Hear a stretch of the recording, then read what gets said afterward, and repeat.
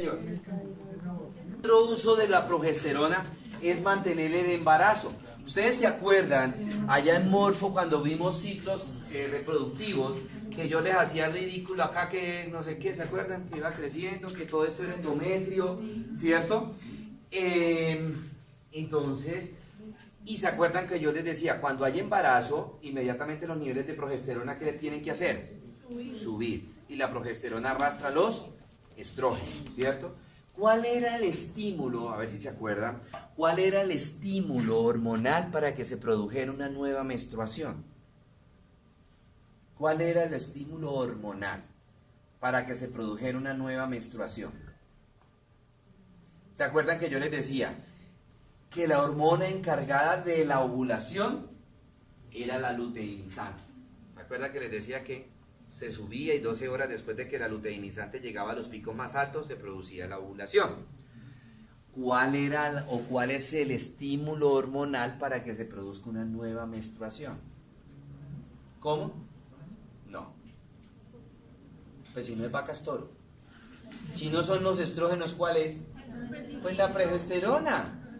¿Se acuerda que si no había embarazo en la mitad del ciclo, descendían los niveles de progesterona? Y cuando la progesterona llega a los niveles más bajos, 12 horas después se produce la menstruación. ¿Sí? ¿Qué le pasaba a una mujer en el embarazo con los niveles de progesterona? Si quedaba en embarazo, ¿qué le pasaba a los niveles de progesterona? Subían, ¿sí? Empezaban a subir los niveles de progesterona. Y era cuando entonces yo les decía a ustedes, ahora entendemos por qué una mujer en embarazo no menstrua. Porque para que menstrue, ¿qué le tiene que pasar a la progesterona?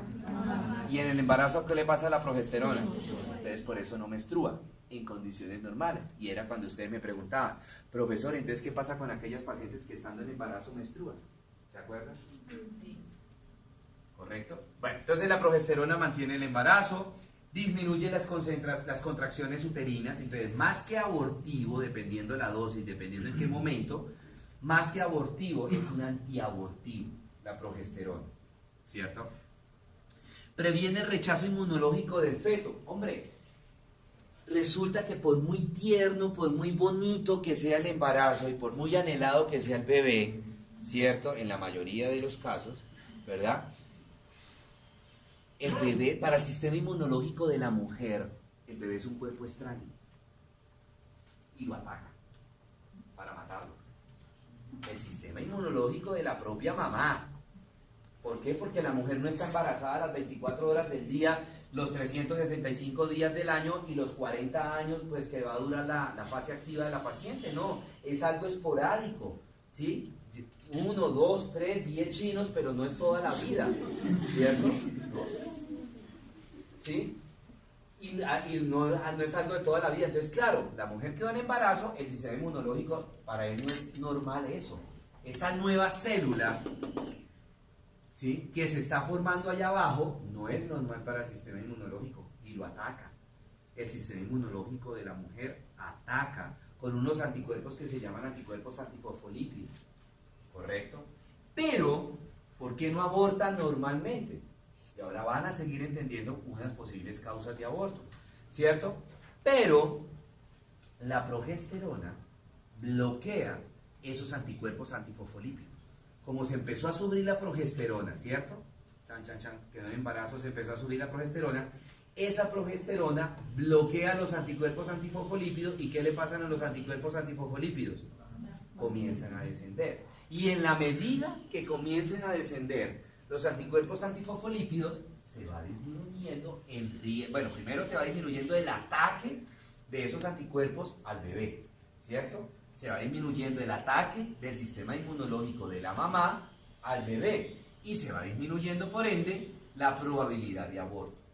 Entonces ya podemos entender otra causa de aborto, ¿cierto? No solamente porque los niveles de estrógeno, de progesterona no ascendieron, sino que también de pronto que el sistema inmunológico, como la carga de progesterona fue baja, entonces hubo poco progesterona para contrarrestar los anticuerpos antifosfolípidos.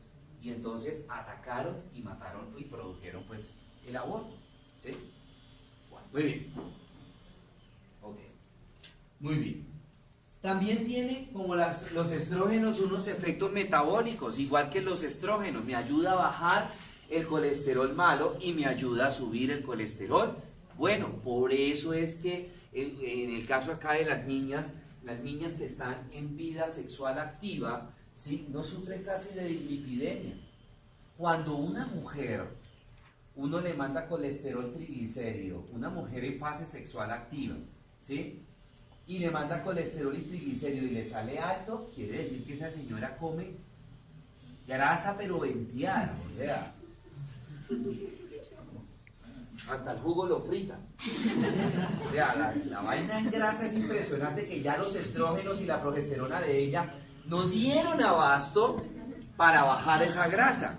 Pero si la paciente tiene una dieta normal de grasa, ¿sí?, una dieta eulípida, o sea, normalita de grasa, ¿verdad?, hipograsa, que no siempre come todo frito y cosas así, entonces esos estrógenos y progesterona logran degradar esa grasa, y por eso a las pacientes es rarito que tengan dislipidemia.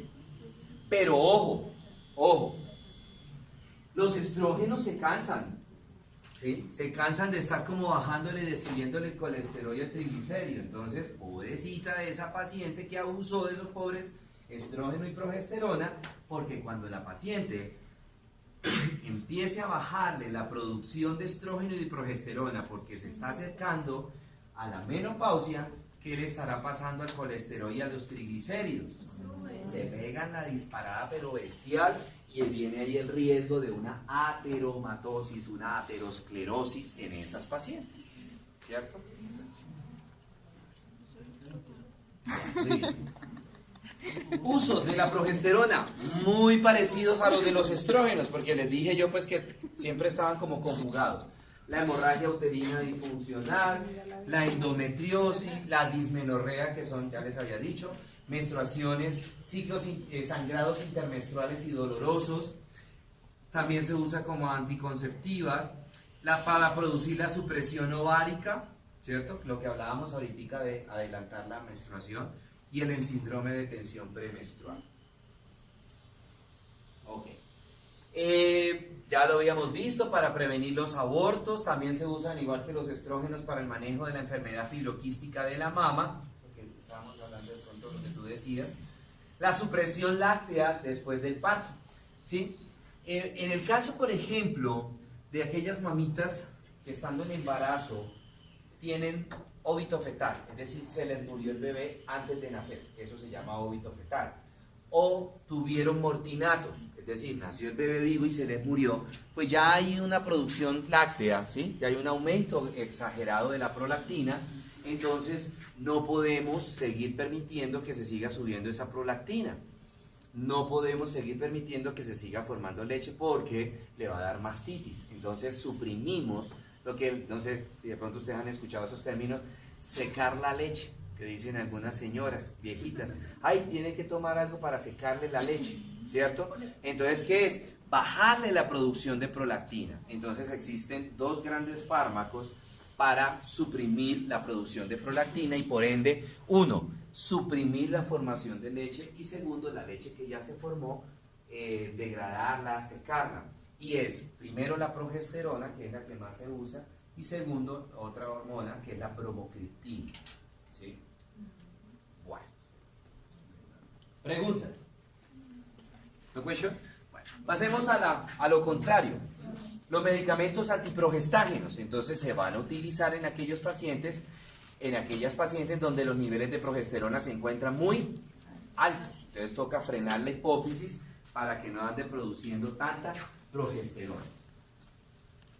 Okay. En el mercado, acá en Colombia y en el mundo, existen principalmente 3 metabolitos, que son la mifepristona, la lilopristona y la onapristona.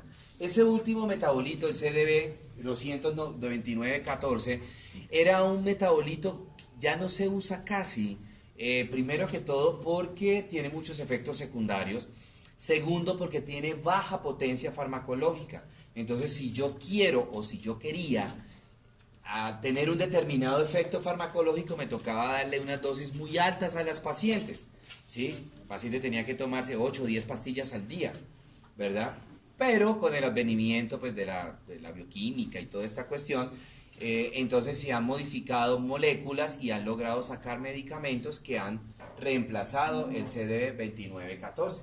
Y entonces ya tenemos la mifepristona, la lilopristona y la onapristona, que son medicamentos que se requieren dosis muy bajas para ciertos efectos farmacológicos y que no van a producir tanta intoxicación en la paciente. Ok. Su mecanismo de acción, cuando yo lo utilizo antes de la ovulación, favorece que ese folículo que se estaba madurando se revierta. O sea, no solamente detiene la ovulación, sino que revierte, retrocede el proceso de ovulación. ¿Qué creen ustedes? ¿Eso será como bueno o malo? Malísimo. Porque yo estoy frenando un ciclo, un proceso natural. Exacto, normal, lo estoy frenando. Y fuera de eso, no solamente lo estoy frenando, sino que estoy haciendo que este folículo, que ya estaba maduro, lo voy a llevar hacia atrás para que se me convierta en un folículo inmaduro. Imagínense ustedes esa puñalada trapera que le da este medicamento a la hipófisis. ¿Sí? Imagínense ustedes el golpe tan grande que le da este medicamento al ovario para revertir la ovulación. No solamente listo, que parara la ovulación, bueno, está bien, vaya y venga, frena la ovulación. Pero es que no solamente frena la ovulación, es como, perdónenme la analogía que yo voy a hacer, es como si yo le diera un medicamento a alguno de ustedes, aquí a la niña, ¿sí? Para empezar a retrocederle la edad, ¿sí? Imagínense todo el tan brusco el cambio para, en sus 20 añitos, ¿verdad? Ir retrocediendo para que en todo su cuerpo llegue a 19, 18, 17, 16, 15, 14, hasta la edad que ella quiera, ¿cierto? Eso sucede ahí.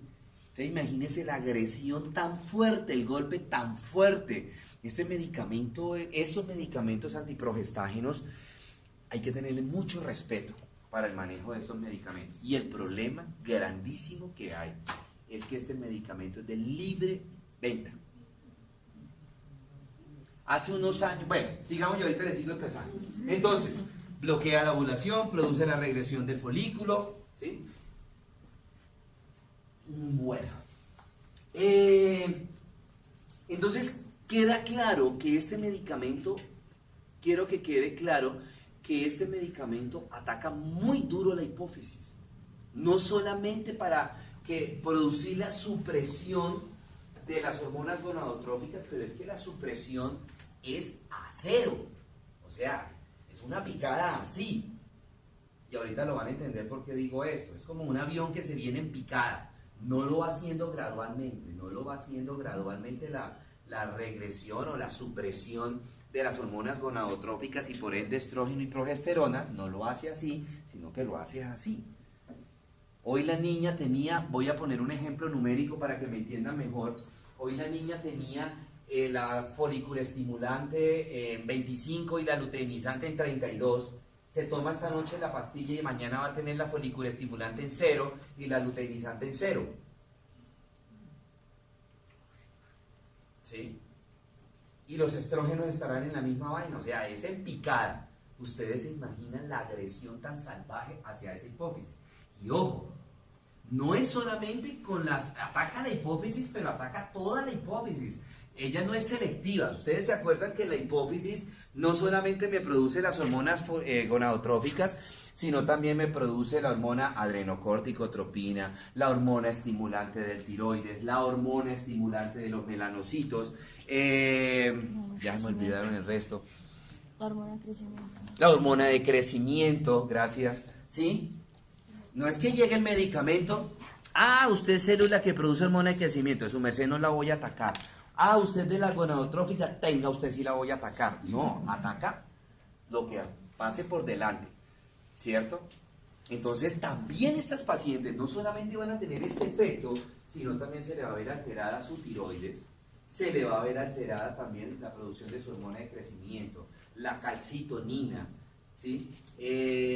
La adrenocorticotropina, que acuérdense que una de las funciones de la adrenocorticotropina es regular la tensión arterial, ¿sí? ¿Listos? Imagínense en ese golpe tan duro para esa pobre hipófisis. ¿verdad? Ok. Hace unos años atrás, no sé si ustedes de pronto se acuerdan, estamos hablando como unos 3, 4, 5 añitos, esta es la famosa post-day. ¿Sí? Esta es la famosa post-day, ¿verdad? Hace como 3, 4, 5 añitos más o menos hubo un dilema, una pelotera, pero fue más que todo desde el punto de vista ético. En teoría, la post-day era lo que decían la FDA y decían los laboratorios farmacéuticos que producen esta molécula. Ellos decían post-day, o sea, posterior, es la pastilla del día después, ¿sí? Del coito, ¿cierto? ¿Y qué efecto estaban peleando? Que la pastilla era abortiva. Y entonces los laboratorios dijeron, no, o sea, es post-day, al otro día de tener la relación sexual todavía no hay embarazo. Entonces no hay aborto. Lo que estoy haciendo yo es suprimir la ovulación y destruyo ese folículo maduro. Acuérdense que después, o sea, para una relación sexual, cuando hay una relación sexual, más o menos hacia las 72 horas se produciría la fecundación. A las 24 horas todavía no hay fecundación. Mirándolo desde ese punto de vista ético, lo estoy hablando en este momento desde el punto de vista ético, efectivamente la pastilla no es abortiva.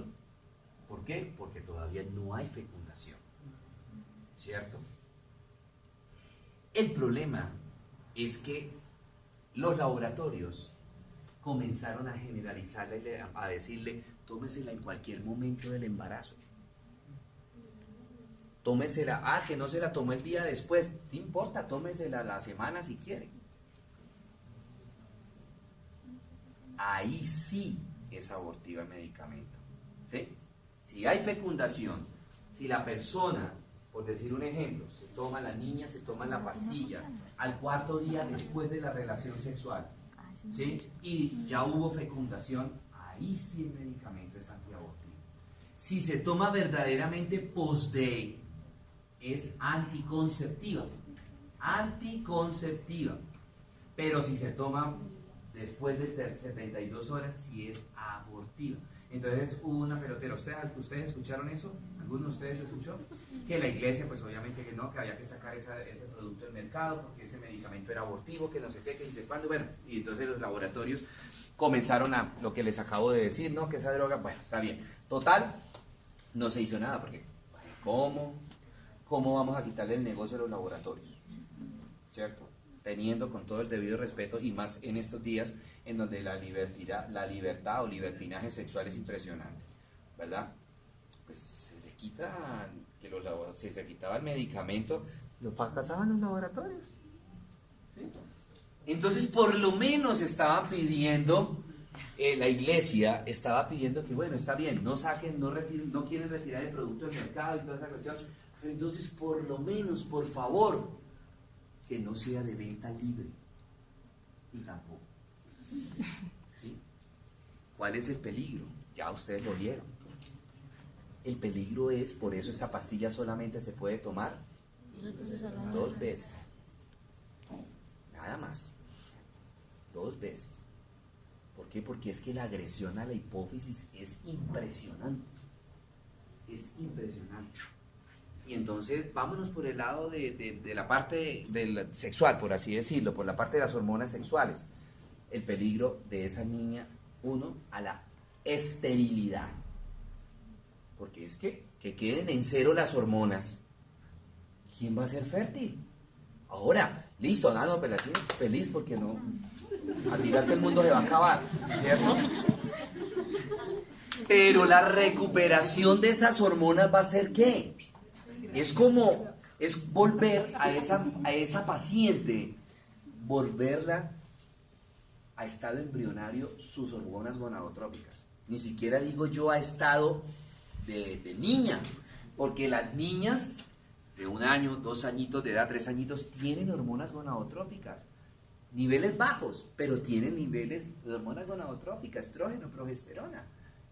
Pero a que lleguen a 0, quiere decir que la llevé a la hipófisis de esa niña a un periodo embrionario.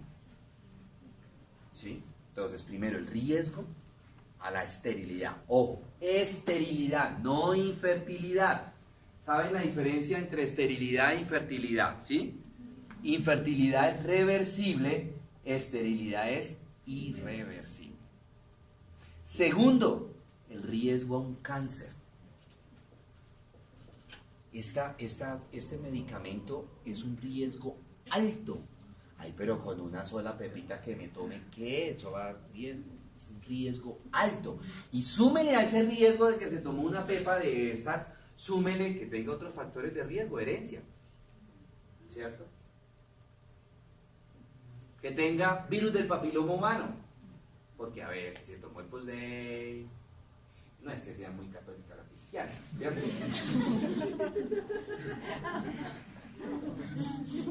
¿Qué va pasando? Está sumando factores de riesgo, ¿verdad? Y es una niña que tiene un riesgo alto de antes de la tercera década estar padeciendo cáncer. Imagínense la calidad de vida de esa niña. Listo, dejemos a un lado la parte sexual, las hormonas sexuales. Vámonos por las otras hormonas que produce la hipófisis. Se las ataca también. ¿Qué le pasará a la hormona estimulante del tiroides? ¿Se le subirá? ¿Se le bajará? Se baja. Entonces la tiroides se da cuenta que no hay hormona estimulante. ¿Qué va a hacer? Aumentar la producción de hormonas tiroideas. ¿Y entonces qué le va a pasar a la paciente? TSH disminuida, T3, T4 alta. Diagnóstico, doctor. Cáncer.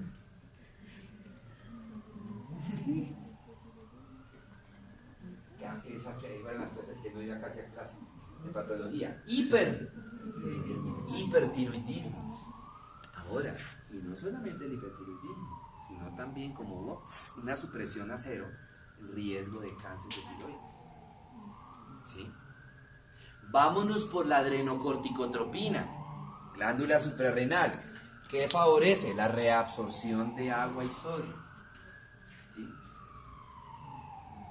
Se le tiró el riñón a esa paciente, no hay quien controle la absorción el movimiento del sodio a nivel renal, se subió el sodio, y qué paciente que, estamos hablando de una paciente muy seguramente joven, entre los 20 y 30 años de edad, hipertensa. Metabolismo de la glucosa, se lo lleva. Un hipoinsulinismo severo, diabética, tipo 1. ¿Sí? Entonces, miren el riesgo tan grave de este medicamento. ¿Sí? Y uno a veces escucha, no, frescas, no me toma el Post-Day. Como si se estuvieran tomando un tic-tac. Impresionante, impresionante. 3 pilas. Bueno, muy bien. Preguntas, dudas, inquietudes.